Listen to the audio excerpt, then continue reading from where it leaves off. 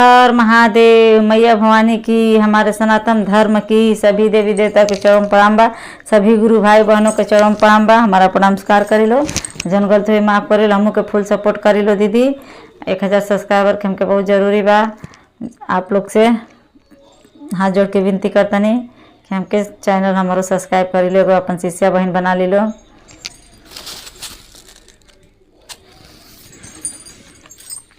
देखी लो कैसे मध्य प्रदेश जंगल कटा तो वही पर मान ली बाटे भजन, दर्द भरा भजन बा, बहन गौले बड़ी आए लो। कैसे ही भजन बा, बहुत दर्द भरा बा, पूरा जरूर सुनम लो। सबके पर बा, सब जीव जंतु पर।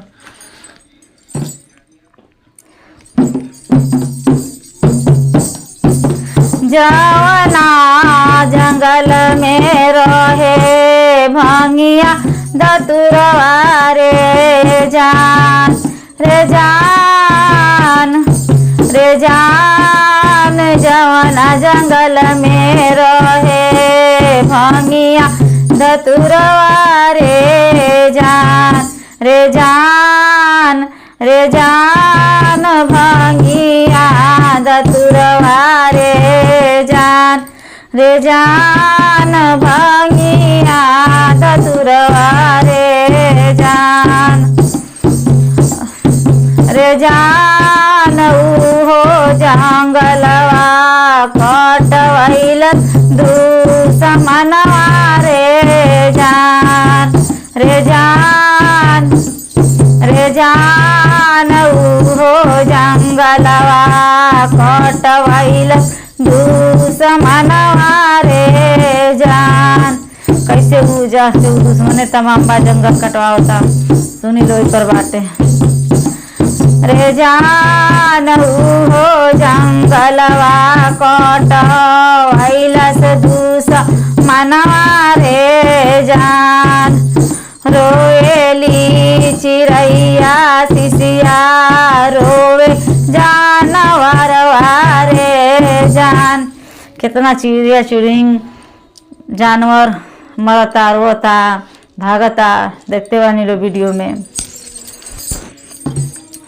रोवेली चिड़ैया शिशिया रोवे जानवर रे जान, रे जान। रोवे जानवर रे जान, रे जान। चर्चा में रोवे गुरु शिष्य रे जान, रे जान।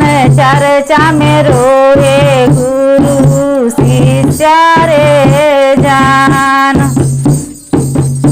कहाँ से लईबो बेल के पतैया रे जान, रे जान। कहाँ से लईबो बेल के पतैया रे जान, रे जान। कहाँ से लईबो भांगिया धतुरवा रे जान, रे जान। कहाँ से लईबो भांगिया धतुरवा रे जान।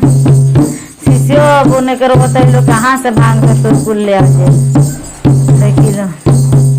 रे जान किया जइबो गुरु के चरनिया रे जान, रे जान। किया जइबो गुरु के चरनिया रे जान, रे जान। कैलाश नाही मुदैया तनको विचारवा रे जान, रे जान। कैलाश नाही तनको मुदैया विचारवा रे जान, रे जान। कैलाश नाही मुदैया विचारवा रे जान, रे जान। जंगल झाड़ी गुरु के आसनवा रे जान, रे जान। जंगल झाड़ी गुरु के आस्थानवा रे जान गुरु के आस्थानवा रे जान गुरु के आस्थानवा रे जान। फेर शिव गुरु अभियो से नजरिया रे जान। मन शिव गुरु अबो से नजरिया फेरी गुहार बाम। फेर शिव गुरु अभियो से नजरिया रे जान तूरी देता दुश्मनवा के अभी मनवा रे जान तूरी देता दुश्मनवा के अभी मनवा रे जान जवन जंगल में रहे भंगिया धतुरवा रे जान जवन जंगल में रहे भंगिया धतुरवा रे जान।